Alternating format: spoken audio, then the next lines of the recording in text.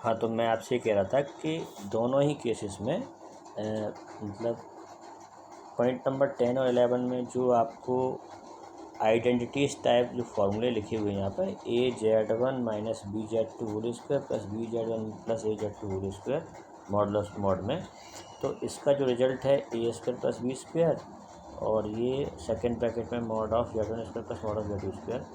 और अगर हम यहाँ पर चेंजिंग कर दें कि जैसे फर्स्ट ब्रैकेट में यहाँ माइनस है, यहाँ इसकी जगह प्लस कर दें, है ना, इस पर प्लस कर दें, और जहाँ यहाँ प्लस है तो हम यहाँ पर इसकी जगह पर माइनस कर दें इसी आइडेंटिटी में, तो ये रिजल्ट दोनों का सेम रहेगा। A square plus B square mod of Z1 square plus mod of Z2 square, तो सेम रहेगा।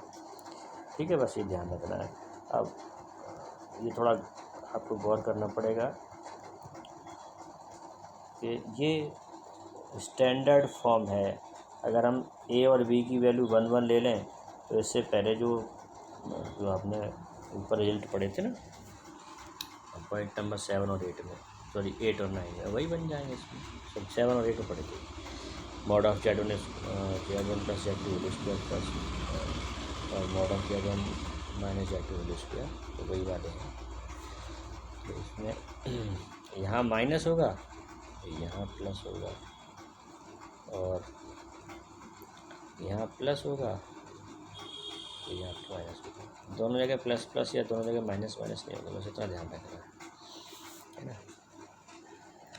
अब पॉइंट नंबर 11 कर लेते हैं डिस्कस।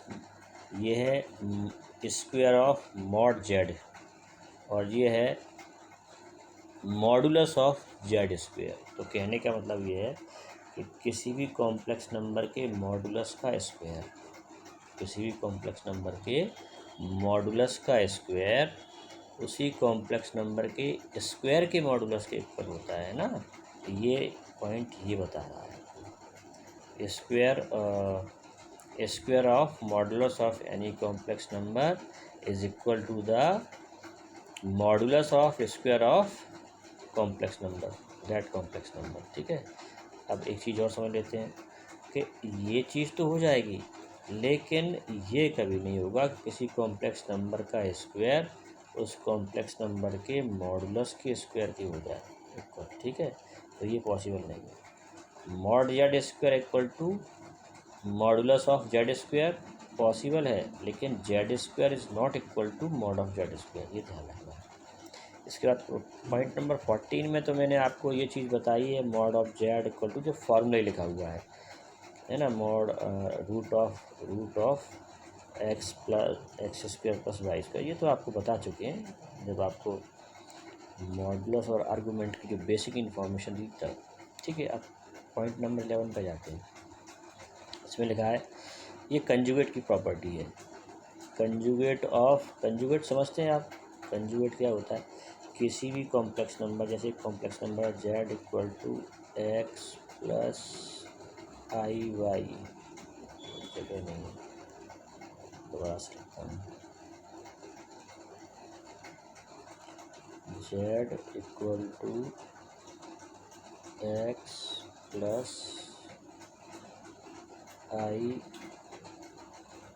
वाई, तो Z का कंजुगेट Z बार से रिप्रेजेंट होगा और वो कैसे लिखा जाएगा, एक्स माइनस आई वाई। ठीक है, ये तो कंजुगेट किसी भी कॉम्प्लेक्स नंबर का कंजुगेट हमें कैसे मिलता है, उस कॉम्प्लेक्स नंबर के इमेजिनरी पार्ट का साइन चेंज करके। If we change the sign of imaginary part of any complex number we get the conjugate of that complex number. ठीक है, कॉम्प्लेक्स नंबर का कंजुगेट आपको इस तरह से मिल जाता है। तो कंजुगेट की प्रॉपर्टीज़ के हिसाब से दो कॉम्प्लेक्स नंबर हैं Z1 प्लस Z1 Z2, तो सम का कंजुगेट उन दोनों के अलग अलग कंजुगेट के सम के इक्वल होता है। ये देखो, conjugate of Z1 plus Z2 equal to conjugate of Z1 plus conjugate of Z2। ये प्रॉपर्टी ये बता रही है कि दो कॉम्प्लेक्स नंबर के सम का कंजुगेट उन कॉम्प्लेक्स नंबर्स के अलग अलग कंजुगेट्स के सम के इक्वल होता है। अब अगर यहाँ 2 की बजाय 3 कॉम्प्लेक्स नंबर ले लें, Z1 Z2 Z3, 3 complex number ले लें, तो इसमें भी सेम वही रहेगा।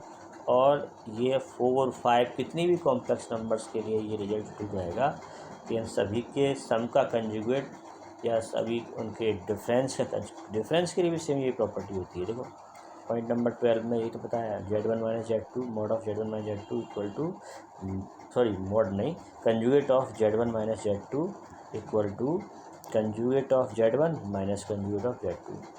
ठीक है, तो कंजुगेट बीच में दोनों नंबर्स के साइन प्लस का है या माइनस का है उससे कोई फर्क नहीं पड़ता। सम या डिफरेंस का कंजुगेट उन नंबर्स के अलग अलग कंजुगेट्स के सम या डिफरेंस के इक्वल होता है। ठीक है, तो ये कॉम्प्लेक्स नंबर के लिए सेम वही रिजल्ट रहेगा इस तरह से, है ना। एंड सो ऑन लिख दिया मैंने कि इसी तरह से अगर हम और मोर देन 3 कॉम्प्लेक्स नंबर ले लें तो उसी हिसाब से रिजल्ट बनता जाता है। अब इसके बाद पॉइंट नंबर 13 पे जाते हैं। पॉइंट नंबर 13 के हिसाब से Z plus conjugate of Z, किसी भी कॉम्प्लेक्स नंबर और उसके कंजुगेट का सम, ये क्या बता रहा है, Z plus conjugate of Z, any complex number and the sum with conjugate of that complex number. तो ये क्या होगा, ये आएगा 2 times real part of Z, यानी Z के रियल पार्ट के डबल के इक्वल आएगा, है ना। आप करके देख सकते हो। सपोज कर लो हमारे पास एक कॉम्प्लेक्स नंबर है Z और Z का Z है x प्लस आई वाई, ठीक है। और दूसरी कॉम्प्लेक्स नंबर है जो Z1 मान लो, Z ही ले लो, और Z का कंजुगेट ले लिया अपने, वो क्या आएगा, x माइनस आई वाई। तो जब हम इन दोनों को ऐड करेंगे Z प्लस Z कंजुगेट, तो ये क्या आएगा, ये दोनों प्लस आई वाई और माइनस आई वाई कैंसिल हो जाएंगे, x और x ऐड होकर कितना आ जाएगा 2x, और x एक्चुअली में क्या है, x एक्चुअली में है रियल पार्ट ऑफ Z। ठीक है, तो ये इस तरह से ये प्रॉपर्टी हमने यहाँ प्रूव करा दिया आपको शॉर्ट में कि Z प्लस Z कंजुगेट क्या होगा, twice of real part of Z। और ये किसी भी कॉम्प्लेक्स नंबर के लिए ट्रू प्रॉपर्टी है, ट्रू स्टेटमेंट है, Z plus Z conjugate equal to twice of real part of Z। ठीक है, ऐसे ही एक और कुछ मिलती जुलती है इसी से। दूसरा है, अगर हम डिफरेंस ले लें Z माइनस Z कंजुगेट, तो ये क्या आएगा 2i times imaginary part of Z, और इसे भी आप सिंपल वे में प्रूव कर सकते हो। ठीक है, इसके बाद पॉइंट नंबर 14,